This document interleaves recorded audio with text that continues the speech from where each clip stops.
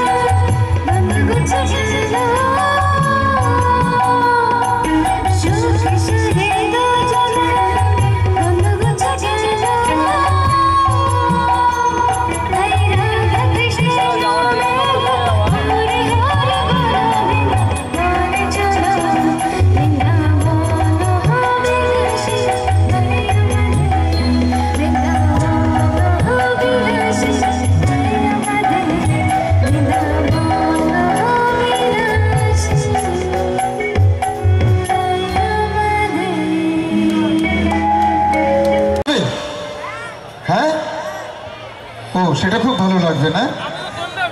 তাহলে কি শুনবে? আমার গায়ের রং কালো জানো, সেই জন্য আমার মা বাবা দাদা বৌদি সবাই আমাকে নিয়ে খুব চিন্তা করতো। ওরা প্রত্যেকে ভাবতো যে সত্যি কোনোদিন আমার বিয়ে হবে তো, নাকি এইভাবেই আমি বাড়িতে বসে থাকবো। আচ্ছা তোমাদের সবার মনে আছে যেদিন প্রথমবার ত্রিলোচন জ্যাঠামশাই আমার বাড়িতে এসেছিলেন আমার বিয়ের সম্বন্ধ নিয়ে?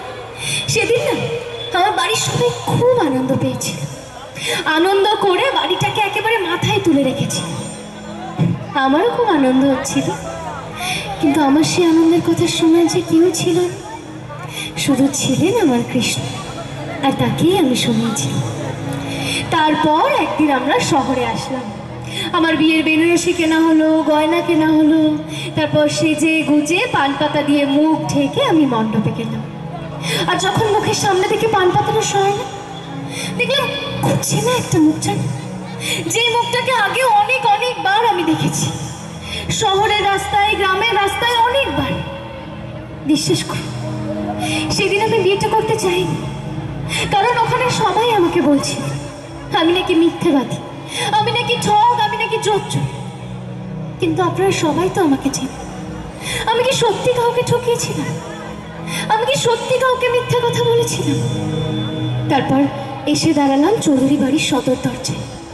দরজাটা আমার মুখের সামনে থেকে খুলে যেতেই শুরু হয়ে গেল আমার উপরে নানা রকমের অত্যাচার। কিন্তু আমার মনের জোর সেটা কখনো ভাঙেনি, কারণ এই মনের জোর আমি কোথা থেকে পাই জানেন? আপনাদের সকলের কাছ থেকে। তাই হাত জোর করে সকলের কাছে শুধু একটাই প্রার্থনা করব, দয়া করে সবাই এইভাবেই আমাকে ভালোবাসতে থাকবে, এইভাবেই বিশ্বাস করবে, আর এইভাবেই আমার পাশে থাকবে। তো সবাইকে আমি আমার পাশে পাবো তো? কি সবার ভালোবাসা পাবো তো? তো সবাই যখন এত বেশি ভালোবাসে আমাকে, আমারও তো উচিত ভালোবাসা ফিরিয়ে দেওয়া।